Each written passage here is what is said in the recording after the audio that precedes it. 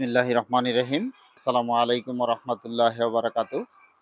আপনারা যে যেখান থেকেই আমাদের এই প্রতিবেদনটি দেখছেন, আমি মোহাম্মদ হেলাল উদ্দিন আমানা এগ্রোর পক্ষ থেকে আপনাদেরকে ধন্যবাদ এবং কৃতজ্ঞতা জানাচ্ছি। এই মুহূর্তে আমি অবস্থান করতেছি আমার লেয়ার প্রোডাকশনের মুরগির খামারের মধ্যে। আপনারা দেখতে পারতেছেন প্রোডাকশনে যেগুলি আছে সকল মুরগি সাদা মুরগি।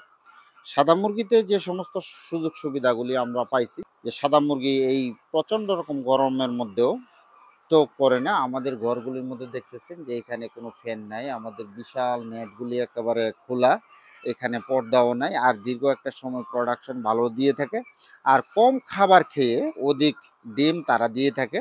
আর লাল মুরগি থেকে বেশ সংখ্যক বেশি দিন তারা প্রোডাকশন দিয়ে থাকে। লাল মুরগি যদি আপনি 80 সপ্তাহ লালন পালন করতে পারেন, তাহলে সাদা মুরগি আপনি ১০০ সপ্তাহ বা ১২০ সপ্তাহেরও অধিক সময় আপনি লালন পালন করতে পারেন। আপনারা নিশ্চয়ই জানেন যে আমি লেয়ার মুরগির পাশাপাশি লেয়ার পুলেট মুরগির ব্যবসার সাথে জড়িত। বাংলাদেশের অনেক প্রান্তে পুলেট মুরগি ক্রয় বিক্রয় করেছি। তো এই মুহূর্তে আমাদের খামারের মধ্যে কিছু মানসম্মত ভালো মানের মুরগি আছে, সাদা মুরগি আছে যেগুলি নারিশ কোম্পানির, এগুলি রানিং মুরগি। আর কাজী কোম্পানির হাইলাইন কিছু মুরগি আছে, এগুলোর বয়স ২১ সপ্তাহ। আর কিছু আছে সিপি কোম্পানির ১৮ সপ্তাহ বয়সের। এইগুলোর মধ্যে সকল ধরনের ভ্যাকসিন কমপ্লিট এবং শতভাগ সুস্থ এবং মানসম্মত মুরগি। বয়স অনুযায়ী ওজনও মোটামুটি ভালো আছে ইনশাআল্লাহ। তো আপনারা যারা পুলেট মুরগি দিয়ে খামার করতে চান, আপনারা আমাদের সাথে যোগাযোগ করবেন। আমরা চেষ্টা করব ইনশাআল্লাহ ভালো মানের একটা মুরগি আপনাকে হস্তান্তর করার জন্য, যে মুরগি দিয়ে আপনি সফল হতে পারবেন। আজকে আপনাদের সামনে যে বিষয়টি নিয়ে আমরা কথাবার্তা বলবো, আমাদের দেশের মধ্যে অনেক বেকার তরুণ তরুণী ভাই এবং বোন আছেন, অথবা বাংলাদেশের মধ্যে পড়ালেখা শেষ করেছেন, আপনি চাকরির পিছনে দৌড়িয়ে আপনি ক্লান্ত হয়ে গেছেন। এখন কি করবেন, যে আপনি দেশে কিছু একটা করবেন অথবা প্রবাস যাবেন, এই চিন্তা এবং চেতনা নিয়ে আপনি আছেন। আমি যদি প্রথমেই বলি যে ভাই, যেখানে আপনি আছেন এই জায়গার মধ্যে আপনি থেমে যান, আপনাকে আর বাড়তে হবে না। ভাই, প্রবাসের কথা যদি আপনি এত বেশি ভাবেন, যে প্রবাসে অঢেল পরিমাণ টাকা আছে, অনেক সুখ শান্তি আছে, অনেক উন্নত দেশ, ভাই আপনি যাওয়ার পরেই কি তারা আপনাদের কি এমনিতেই টাকা পয়সা দিয়ে দিবে? একটা প্রবাসী তার ডিউটিকালীন সময় যেটুকু পরিশ্রম সে দিয়ে থাকে অনেক ক্ষেত্রে, আর অনেকেই আছেন যে একটু আরামায়েশে আছেন, এত পরিমাণ পরিশ্রম আপনারা নিশ্চয়ই আপনারা দেখবেন যে যারা আপনারা মালয়েশিয়াতে গিয়েছেন অথবা সিঙ্গাপুরে আপনি গেছেন, যে একটা ঘন্টা আপনি যখন কাজ করেন তখন কত পরিশ্রম হচ্ছে, ১ ঘন্টা কাজের বিনিময়ে আপনি কত পাচ্ছেন। আর এই একটা ঘন্টার সময় যদি আপনি বাংলাদেশের মধ্যে যদি আপনি কাজ করতেন, তার চাইতেও বেশি টাকা আপনি বাংলাদেশের মধ্যে বসে অর্জন করা সম্ভব হতো। আমরা মন মানসিকতাটা স্থির করতে পারতেছি না যে আমরা কি করব। কাজকে আমরা ছোট মনে করে থাকি। আসলে ভাই, কাজকে অবশ্যই ছোট মনে করা উচিত না। আপনারা দেখবেন যে আর যে কিবরিয়ার যে একটা চ্যানেল আছে, এর মধ্যে বিভিন্ন যে প্রতিষ্ঠিত এবং সফল মানুষ সাক্ষাৎকার উনি নিয়ে থাকেন, যে তাদের জীবনীটা আপনি দেখবেন, তার জীবনের শুরুটা কিভাবে হয়েছিল। কেউ কেউ যে টয়লেট ক্লিনারও ছিল। আমেরিকার নামি দামি একটা বিশ্ববিদ্যালয়ে উনি প্রভাষক হিসাবে এখানে নিয়োজিত আছেন। তাহলে আপনার জীবনে যদি ছোট কাজ না করেন, তাহলে বড় কাজ আপনি করতে পারবেন না। আর যদি ছোটকে আপনি নিন্দনীয় ভাবেন, তাহলে আপনি বড়কে প্রশংসনীয় পর্যায়ে আপনি নিতে পারবেন না। এই জন্য আমি বলবো যে আপনার যদি একটা চায়ের দোকান দেওয়ার মতো যোগ্যতা থাকে, আপনি একটা চায়ের দোকান দেন। আপনি একটা মুদি দোকান দেওয়ার মতো যোগ্যতা থাকলে আপনি একটা মুদি দোকান দেন। আপনি যদি গরু লালন পালন সম্বন্ধে যদি আপনি ভালো পারেন, ভালো বুঝেন, ভালো জানেন, একটা গাভী কিনেন। একটা গাভীর দুধ আপনি নিজে খান, দুধ বিক্রি করে আপনার পরিবার পরিজনকে চালান। ১ বছর পর আপনার একটা গরু এখান থেকে দাঁড়াবে।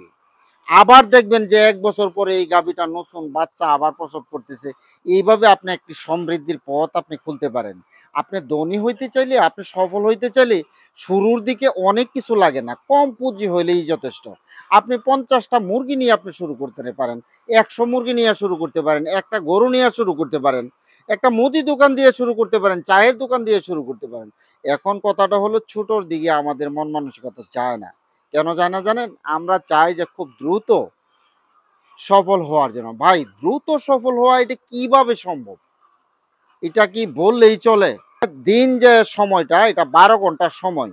কোনো ক্ষেত্রে আপনি বা আমি কিন্তু চাচ্ছি যে মুহূর্তের মধ্যেই সকাল থেকে সন্ধ্যা হয়ে যাক আমরা চাচ্ছি। কিন্তু বিধাতা তো সকল কিছু হিসাব করে থাকেন। আপনি আর আমি চাইলেই কি এই সকাল থেকে সন্ধ্যা পর্যন্ত খুব একটা দ্রুততম সময়ের মধ্যে শেষ করে দিবে আল্লাহ রাব্বুল আলামিন? আর আপনাকে এত দ্রুত সফল করে দিবেন আল্লাহ রাব্বুল আলামিন? অবশ্যই না। আপনাকে এবং আমাকে দুনিয়াতে আল্লাহ রাব্বুল আলামিন পাঠাইছেন যে আমরা আসছি ওনার প্রতিনিধি হিসাবে। আল্লাহর গোলাম হিসেবে আমরা আল্লাহর গোলামি করব। তো গোলামি করতে একটা সময়ে আমরা সফলতার দিকে আমরা ধাবিত হইতে পারবো। তো ভাই অতি দ্রুত বা অতি সহজে সফল হওয়া যায় না। আর আরেকটা ব্যাপার আপনি দেখবেন যে অতি দ্রুত সময়ে কিছু কতিপয় ব্যক্তি সফল হইতেছে আমাদের দেশের মধ্যে। অন্যের টাকা মেরে দিয়ে চাঁদাবাজি করে অথবা ব্যাংকের টাকা মেরে দিয়ে, সরকারি টাকা মেরে দিয়ে খুব দ্রুত সে সফল হয়ে যেতেছে, মানে ধনী ব্যক্তিতে রূপান্তরিত হয়ে যেতেছে। আপনাদের চোখের সামনেই দেখবেন একটা সময় সে বিলীন হয়ে গেছে। মানুষের দুয়ারে হাত পাততেছে। আমি এই পথে তো যেতে চাই না। আপনি যদি হালাল পথে যদি সফল হতে চান তাহলে আপনাকে সময় দিতে হবে বা ১০০ মুরগি নিয়ে শুরু করেন। এইটা আপনার ট্রায়াল। এইখান থেকে আপনি অভিজ্ঞতা নেন। আপনি যখন অভিজ্ঞতা সঞ্চার করবেন তখন ২০০ মুরগি দিয়ে করতে পারবেন। ৫০০ মুরগি হবে, ১০০০ মুরগি হবে। একসময় আপনার খামারের মধ্যে ৫০০০, ৫০,০০০ মুরগি হবে। আর যদি আপনি ছোট্ট একটা গাভী দিয়ে আজকে শুরু করেন ১০ বছর পরে দেখবেন যে আপনার খামারের মধ্যে হয়তোবা ৫০টা গাভী থাকতে পারে। এই যে শুরুটা তো ছিল ছোট দিয়ে। তো আমি বলব আপনাদের জীবনে যদি সফলতা অর্জন করতে চান তাহলে আপনাকে ধৈর্য ধরতে হবে। দ্বিতীয়ত হলো আপনাকে অভিজ্ঞতা সঞ্চার করতে হবে। আর তৃতীয়ত হলো যে আপনার এই রাস্তাটা ধৈর্যের সাথে আপনাকে মোকাবেলা করতে হবে। আর এই রাস্তা দিয়ে যদি আপনি সফল হইতে পারেন তাহলে আপনার যে সফল ব্যক্তি এই সফলতা আপনি ধরে রাখতে পারবেন। আর যারা হুট করে সফল হইলো তারা কিন্তু তাদের সফলতা ধরে রাখতে পারে না। এজন্য আমি বলব যে ভাই যে আমরা দুনিয়াতে আসছি আল্লাহ রাব্বুল আলামিন আমাদেরকে পাঠাইছেন। আমাদের এই দুনিয়ার সংক্ষিপ্ত সফর শেষ করে আমরা পরপারের উদ্দেশ্যে রওনা হব। আমরা যদি আল্লাহ রাব্বুল আলামিনের কাছে জান্নাত নামক নিয়ামত জিনিসটা যদি চাই তাহলে এই দুনিয়াতে অবশ্যই আমাকে হাড়ভাঙ্গা পরিশ্রম করতে হবে এবং ভালো কাজ করতে হবে। হালাল পন্থায় আমাকে রুজি করতে হবে। পরিবর্গকে নিয়ে আমাদেরকে চলতে হবে। ভাই আপনি দেখবেন যারা হারাম পথের পথিক তাদের পরিবারের মাধ্যমে শান্তি নাই। তাদের সামাজিকভাবে সম্মানবোধ নাই। তাদের ছেলে-মেয়েকে দেখবেন যে আপনি মানুষের মতো মানুষ হিসেবে এই সমাজের মধ্যে প্রতিষ্ঠিত করতে পারতেছে না।